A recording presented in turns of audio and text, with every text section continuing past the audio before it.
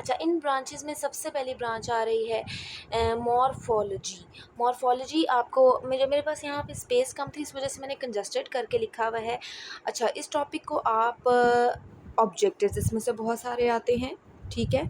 Objectives के लिहाज से भी करेंगे, लेकिन अगेन किसी भी टॉपिक को ऑब्जेक्टिव समझ के सब्जेक्टिव के लिए छोड़ देना is not a good thing. कभी भी अनप्रेडिक्टेबल पेपर आ जाता है, तो we must have to prepare it for subjective as well as for objective. अच्छा, मॉर्फ़ोलॉजी की सबसे पहले तो आपने कर लेनी है डिविजन्स, याद करनी है। 3 डिविजन्स हैं और 16 इसकी इन्होंने ब्रांचेज़ इधर डिस्क्राइब की हुई हैं। पहली ब्रांच है मॉर्फ़ोलॉजी।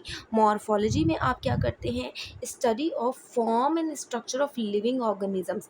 मतलब आप हर कैटेगरी के ये देखेंगे, इन्होंने हाईलाइट ऑलरेडी ब्लू कलर से लिखा हुआ है, देन आपने उसका जो मेन कीवर्ड है, keyword is the most important thing. अगर आपको कीवर्ड आता है ना, तो आप उसकी डेफिनेशन खुद बना सकते हैं। Morphology, form and structure. कोई भी लिविंग ऑर्गेनिज़्म किस तरह का बना हुआ है, उसकी फॉर्मेशन कैसे है, मॉर्फ़ोलॉजी का मतलब है कि उसकी फॉर्मेशन कैसे हुई है, बना हुआ कैसे है, इस स्टडी को हम कहेंगे morphology.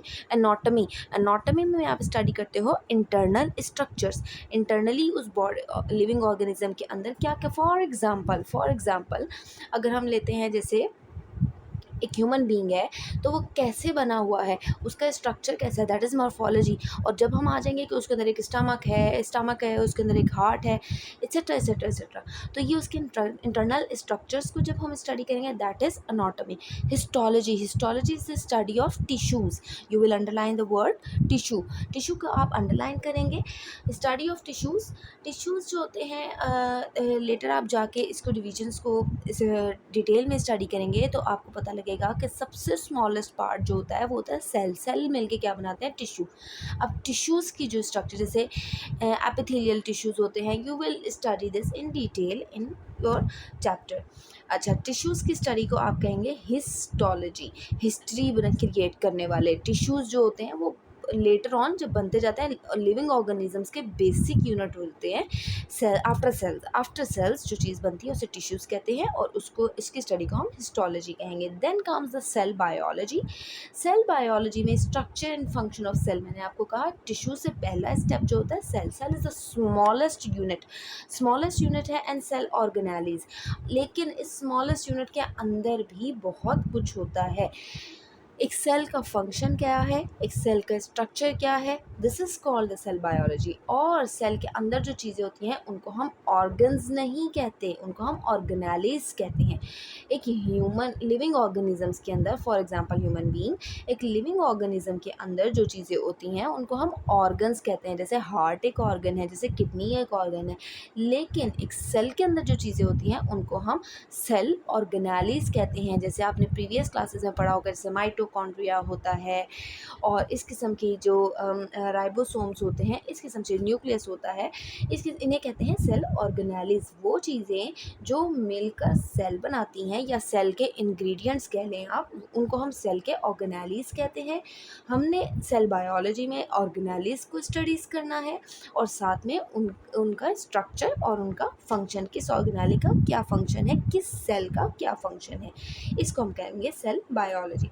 Then comes the physiology, the branch which deal with the study of function of different part of, इधर आप अंडरलाइन करेंगे functions of different parts of living organism। Physiology में आप पार्ट्स को, अब हम सेल और टिश्यू लेवल से ऊपर आ चुके हैं, बॉडी पार्ट्स को हम डिस्कस कर रहे हैं। हैंड का क्या फंक्शन है, हेड का क्या फंक्शन है, ब्रेन का क्या फंक्शन है, एट्सेट्रा। अब डिफरेंट पार्ट्स का क्या फंक्शन है, इस चीज़ को स्टडी करना क्या कहलाएगा, फिजियोलॉजी।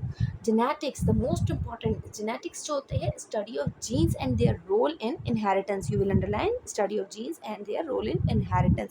जेनेटिक्स में आके आप क्या करते हैं, जेनेटिक्स एक्चुअली बेसिक्स होती हैं कि एक पेरेंट से एक उसके नेक्स्ट ऑफस्प्रिंग कहते हैं बेबीज़ को, नेक्स्ट जनरेशन को, क्या करेक्टर्स जो हैं वो इनहेरिटेंस हो रहे हैं, इनहेरिटेंस मिल रहे हैं, विरासत में मिल रहे हैं। इनहेरिटेंस कहते हैं विरासत को। तो आप किसी भी जीन्स को, जीन्स कहते हैं इस चीज़ को, जीन्स जो चीज़ एक फीचर जो है, for example someone has blue eyes, ठीक है। तो उसके ऑफस्प्रिंग्स में, उसके बेबीज़ में भी ब्लू आइज़ ही अगर आ रही हैं, that is the transfer of blue eye gene from parent to the offspring. वो parent to the offspring blue eye का जीन जो है वो ट्रांसफ़र हो रहा है। तो किस में किस तरह के जीन्स हैं, किसी में ब्लू आई का है, किसी में ब्लैक आई का है, किसी में ब्लैक हेयर का है, किसी में ब्राउन हेयर का है। जैसे भी जीन्स हैं पेरेंट्स में, और वो ट्रांसफ़र हो रहे हैं कि नहीं हो रहे, कभी होते हैं कभी नहीं होते हैं, ठीक है। इस स्टडी को हम जेनेटिक्स में जो है स्टडी करते हैं। अच्छा, ये तो मैंने आपको कुछ कैरेक्टर्स बताए हैं, कुछ जेनेटिक डिजीज़ेज़ भी होती हैं जिसके लिए हमें इस ब्रांच में स्टडी करना बहुत ज़्यादा इंपॉर्टेंट है, क्योंकि हमने उन डिजीज़ेज़ को भी कंट्रोल करना है। Later on you will study कि इन जेनेटिक्स की स्टडी से किस तरह से आप जेनेटिकल डिजीज़ेज़ को कंट्रोल कर सकते हैं और क्योर कर सकते हैं। Then comes the embryology. Embryology जो होती है, जब भी कोई नया इंडिविजुअल बनता है, नया ऑर्गेनिज़म बनता है, तो उसका जो पहली चीज़ बनती है, जब सेल से सेल मिलता है, मेल सेल फीमेल सेल मिलते हैं, तो फिर नई चीज़ जो बनती है दैट इज़ एम्ब्रियो। अगर आपने पहले स्टडी किया हो तो आपको पता होगा कि एम्ब्रियो जो होता है बिल्कुल फर्स्ट चीज़ है, ठीक है। नया इंडिविजुअल एम्ब्रियो से बनना स्टार्ट होता है, सेल का एम्ब्रियो, सेल के बाद सेल के ज्वाइन होने से जो एम्ब्रियो बनता है उसकी स्टडी। एम्ब्रियो ने पूरा ऑर्गेनिज़म बनना है, तो एम्ब्रियो से लेकर पूरा ऑर्गेनिज़म बनने का जो साइकिल है that is called, that study is called embryology. Then comes the taxonomy. Taxonomy क्या है? Naming and classification. अब हमारे पास साइंस इतनी डाइवर्स है कि हमने इसको क्लासिफ़ाई करना है। अगर हम क्लासिफ़ाई नहीं करेंगे, फॉर एग्ज़ाम्पल अगर आप इन सब को मिक्स कर दें, ज़ूलॉजी, बॉटनी, माइक्रोबायोलॉजी, तो फिर आप कैसे स्टडी कर पाएंगे? प्लांट्स पढ़ते पढ़ते एनिमल्स पे आ जाएंगे, एनिमल्स पढ़ते पढ़ते माइक्रोबायोलॉजी पे आ जाएंगे। No, you can't conclude something important. आप कोई लॉजिक नहीं क्रिएट कर पाओगे। तो लॉजिक क्रिएट करने के लिए सबसे इम्पॉर्टेंट क्या होता है कि आप सबसे पहले चीज़ों को क्लासिफाई करो, क्लासेस बनाओ। क्लासिफाई मतलब क्लासेस बनाओ। जब भी एक स्कूल में बहुत सारे स्टूडेंट्स को छोड़ दिया जाए, अब हमें नहीं पता कि वो ग्रेड 1 के हैं, ग्रेड 2 के हैं, ग्रेड 3 के हैं, तो ना तो पढ़ने वाले के लिए ये पॉसिबल है कि वो प्रॉपर्ली पढ़ सके, ना पढ़ाने वाले के लिए पॉसिबल है कि टीचर को क्या पता कि किस स्टूडेंट का क्या कैलिबर है, ठीक है। वो ग्रेड 2 का उसको लेसन पढ़ाए या ग्रेड 8 का पढ़ाए या ग्रेड 9 का। सबसे पहले काम क्या किया जाता है, किसी भी स्कूल में क्लासेस बनाई जाती हैं ताकि टीचिंग और लर्निंग के दोनों के प्रोसेस को इफ़ेक्टिव बनाया जा सके। सेम लाइक दैट, तो टेक्सोनमी में आप जो है नेमिंग करते हैं, नेम्स देते हैं और ऑर्गेनिजम्स को क्लासीफाई करते हैं, उनकी डिफरेंट क्लासिफिकेशन की जाती है, डिफरेंट ग्रुप्स बनाए जाते हैं ताकि हमारी स्टडी जो है वो कोई लॉजिकल कंक्लूजन निकालने के काबिल हो सके। Then come the palaeontology. Palaeontology means fossil fuels की studies. Now what is fossil fuel? जो अब से हज़ारों साल पहले ऑर्गेनिज्म एक्सटिंक्ट हो चुके हैं, एक्सटिंक्ट मतलब ख़त्म हो चुके हुए हैं, जैसे डायनासोर्स। हमें क्या पता, हम थाउजेंड ऑफ ईयर्स गो हम थोड़ी यहाँ पे एग्जिस्ट करते थे, हमें कैसे पता लगेगा कि काफ़ी साल पहले यहाँ पे डायनासोर्स होते थे, कीवीज़ होते थे। हमें इनके फोसल्स मिले हैं, ढांचे मिले हैं या निशान मिले हैं, वो रॉक्स पे मिले हैं या मिट्टी में मिले हैं, सैंड में मिले हैं, व्हाटएवर। हमें जहाँ पे भी, हमें अपनी प्रीवियस हिस्ट्री के बारे में जो भी पता चला है वो फोसल्स के बारे में के थ्रू पता चला है। और इस स्टडी को, इस पूरे ग्रुप को जो फोसल्स को स्टडी करता है उसको हम कहते हैं palaeontology. Then comes the environmental biology. Name से ही आपको पता लग रहा है, that is the relationship of biology and environment, मतलब लिविंग ऑर्गेनिजम्स का किस एनवायरनमेंट से कैसा ताल्लुक है। This is called the environmental biology.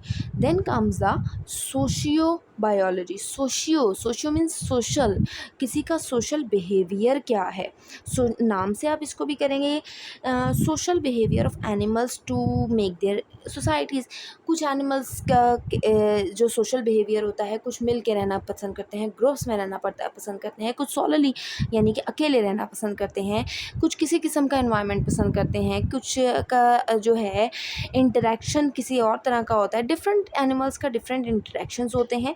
और इस इसको हम कहते हैं सोशल बिहेवियर और एनिमल्स के भी of animals, social behaviour animals को हम कहते हैं सोशियो बायोलॉजी। ये वो एनिमल्स हैं जिन्होंने सोसाइटीज़ बनाई हुई हैं, तो इनका आपस में इंटरेक्शन होता है। अकेले आप रहोगे तो आप अकेले कुछ नहीं कर सकते, आपको दूसरे ऑर्गेनिज्म के साथ इंटरेक्ट करना पड़ता है अपनी डिफरेंट किस्म की नीड्स के लिए, ठीक है। Parasitology, parasitology is the study of parasite, simple. But what is the parasite? Parasite ये आपको इन्होंने आगे ब्लू बॉक्स में बताया हुआ है, इसको अंडरलाइन कर लें, this is important. Parasites are the organism that take food and shelter from living host and in return harm them, मतलब they are not your friends, they are your enemies. Parasite for example lice, जुएँ, ठीक है। अब एक example मैंने दिया, इसके अलावा पैरासाइट्स बहुत सारे होते हैं। इनका क्या काम है कि ये लिविंग थिंग्स के ऊपर रहते हैं, ठीक है, उनसे अपनी फूड लेते हैं, उनसे अपना रहने की जगह, हैबिटेट, शेल्टर वो लेते हैं, but in return they are not good, in return they are harming them, ये उनको नुकसान पहुंचा रहे हैं। पैरासाइट आपसे प्लस पॉइंट लेंगे, लिविंग ऑर्गेनिज्म से प्लस पॉइंट्स लेंगे, लेकिन उन्हें नेगेटिव पॉइंट्स देंगे, ये उन्हें नुकसान पहुंचाते हैं। तो पैरासाइट्स की स्टडी को हम पैरासाइटोलॉजी कहते हैं। Then comes the biotechnology, it deals with the practical application of living organisms. हम यहाँ पे हमारा बेसिक पर्पस क्या है? ह्यूमन बीइंग को हेल्प आउट करना। बेसिकली हम सारा जो है ये स्टडी कर रहे हैं ताकि हम ह्यूमन लाइफ को इजी बना सकें। बायोटेक्नोलॉजी में हम क्या करते हैं, डिफरेंट ऑर्गेनिजम्स को, माइक्रो ऑर्गेनिजम्स भी हो सकते हैं या कुछ और लिविंग ऑर्गेनिजम्स भी हो सकते हैं, हम उनको प्रैक्टिकली अप्लाई करते हैं, उनके ऊपर एक्सपेरिमेंट्स करते हैं, उनके लाइफ्स को स्टडी करते हैं कि किस तरह से जो है हमें कोई ऐसी चीज़ मिल जाए जो ह्यूमन यानी कि मैन काइंड की भलाई में इस्तेमाल हो सके। एग्जांपल आपको दे रही हूँ, इंसुलिन शुगर पेशेंट्स जो हैं वो इस्तेमाल करते हैं, that is made up of bacterias. तो ये हमने बायोटेक्नोलॉजी के थ्रू एक बैक्टीरिया की लाइफ को स्टडी किया और हमने उससे इंसुलिन बनाना शुरू कर दी, जो कि हमारे लिए ह्यूमन के लिए प्लस पॉइंट है, बेनिफिशियल है। Then comes the immunology. Immunology immune system को स्टडी कर रहा है। इम्यून सिस्टम क्या होता है? The system which defends the body against invading microbes. Invading का मतलब, माइक्रोब्स का मतलब है वो माइक्रो ऑर्गेनिजम्स जो बाहर से गुजर रहे हैं, आ रहे हैं, अंदर आ रहे हैं। इन्वेड का मतलब देते हैं घुसना, ठीक है। वो माइक्रो ऑर्गेनिज्म, वो बैक्टीरियाज, जो वो वायरसेस जो आपकी बॉडी के अंदर घुस के डिज़ास्टर क्रिएट करना चाहते हैं, तबाही मचाना चाहते हैं। तो इम्यून सिस्टम क्या होता है, उनको पहले वाइट ब्लड सेल्स हमारे जो हैं इसकी बेस्ट एग्जांपल हैं कि जब भी कोई आता है, they are the fighters of your body. तो जैसे ही कोई आपके पर कोई बाहर से माइक्रो ऑर्गेनिज्म, कोई वायरस, कोई बैक्टीरिया आने लगता है तो आपका इम्यून सिस्टम फ़ौरन से एक्टिव हो जाता है और आपकी बॉडी के उसके ख़िलाफ़ आपकी बॉडी को हेल्प आउट करता है उसके ख़िलाफ़ लड़ने के लिए। Entomology, study of insect. Entomology, study of insects. Insects को आप पढ़ेंगे तो ये बहुत डाइवर्स जो है क्लास है, इसमें बहुत ज़्यादा कैटेगरीज़ के आपको अपने इर्द गिर्द भी नज़र आएंगे। इंसेक्ट्स की एक बहुत बड़ी रेंज है, इसकी स्टडी को आप एंटोमोलॉजी कहते हैं। Then comes the pharmacology. Pharmacology में आप drugs and their effects, drugs means medicines, हम मुख्तलिफ़ किस्म की जैसे फार्मेसी से आप ये फार्माकोलॉजी की डेफिनेशन को कर सकते हैं। फार्मेसी वो जगह होती है जहाँ से आपको दवाई मिलती है, मेडिसिन मिलती है। तो फार्माकोलॉजी वो आपकी ब्रांच है जिसमें आप डिफरेंट किस्म की ड्रग्स को, दवाइयों को स्टडी करते हैं और उनके इफ़ेक्ट्स के, ह्यूमन बॉडी के ऊपर उनके क्या इफ़ेक्ट्स हैं। हमने वो दवाइयाँ, मतलब फॉर एग्ज़ाम्पल अगर हम स्टडी नहीं करेंगे तो हम कैसे ये कंक्लूड कर पाएंगे कि कौन सी दवाई किस किस्म की बीमारी के लिए हमारे लिए बेनिफिशियल है। तो फार्माकोलॉजी में आप बेसिकली मेडिसिन्स जो हैं उनको स्टडी करते हो for the welfare of human body. अच्छा, यहाँ पे कुछ आपको ब्लू बॉक्सेस, स्पेशल बॉक्सेस दिए होते हैं, इनको स्टडी करना इंपॉर्टेंट होता है। इनमें से एक आपको दिया हुआ है, first one microbiology, molecular biology. Molecular biology को हम बायोकेमिस्ट्री भी कहते हैं and deals with the study of molecules of life and that is water, protein, carbohydrates, lipids and nucleic acid. Molecular biology में हम बहुत ज़्यादा मॉलिक्यूल्स को स्टडी करते हैं, जैसे वो चीज़ें, मॉलिक्यूल्स होती हैं वो चीज़ें जो हमारे यू कैन से इंग्रेडिएंट्स हैं, ठीक है, जिनकी हमारी बॉडी को रिक्वायरमेंट है, ठीक है। इसको हम बायोकेमिस्ट्री भी कहते हैं, क्योंकि दिस इज़ एक्चुअली मॉलिक्यूल्स हम स्टडी करते हैं केमिस्ट्री में, लेकिन वो मॉलिक्यूल्स हमारी बॉडी के अंदर भी होते हैं। तो जब वो मॉलिक्यूल्स हमारी बॉडी के लिए या बॉडी के अंदर हम उनको स्टडी करेंगे, then it becomes the biochemistry और द मोलेकुलर बायोलॉजी। मॉलिक्यूल्स में जो स्टडी किए जाते हैं usually water, lipid, protein, carbohydrates, vitamins etcetera minerals वगैरह। अच्छा, नेक्स्ट आपका था पैरासाइट्स का मैंने आपको पैरासाइटोलॉजी में एक्सप्लेन कर दिया। Then comes last blue box, human population growth, infectious diseases, addictive drugs and pollution are the major biological issues today। इसमें आपके लिए एक ऑब्जेक्टिव बन सकता है कि आज के दौर के मेजर बायोलॉजिकल इश्यूज़ क्या हैं। आज के दौर के मेजर बायोलॉजिकल इश्यूज़ हैं पॉपुलेशन बहुत ज़्यादा हो रही है और रिसोर्सेज हमारे कम हैं। इन्फेक्शियस डिजीज़ेज़, जैसे आजकल हमारे लिए सबसे मेजर इशू है इन्फेक्शन। हर दूसरे दिन कोई इन्फेक्शन आया हुआ है और उसकी वजह से लोग जो हैं वो मर रहे हैं। फॉर एग्जांपल रिसेंटली हमारे पास कोविड आया एट्सेट्रा, एक से दूसरे को लग जाता है, चिकन पॉक्स एट्सेट्रा, इस तरह की बहुत से एडिक्टिव ड्रग्स एंड पोल्यूशन, वो दवाइयाँ। अच्छा, हमने फार्माकोलॉजी में पढ़ा कि हमने ड्रग्स को करना है, लेकिन आपको पता है कुछ ड्रग्स जो हैं वो बेनिफिशियल तो होती हैं, लेकिन उनकी एडिक्शन हो जाती है, आदत हो जाती है। तो हमने ये भी कंक्लूड करना है कि हमें दवाई मिले लेकिन उसकी एडिक्शन हमें ना हो। And the last one is the pollution. Okay, ये था मेरा आज का लेक्चर। मेरी कोशिश है कि मैं आपको डिटेल में each and everything I will explain, और इंशाल्लाह मैं अपने नेक्स्ट वीडियो में आपसे मिलूँगी, उसमें मैं आपको नेक्स्ट टॉपिक इसी तरह डिटेल में बताऊँगी, ठीक है। तो मैं जाने से पहले मेरे चैनल को करें सब्सक्राइब, बेल आइकन को प्रेस करना ना भूलिएगा। Bye bye.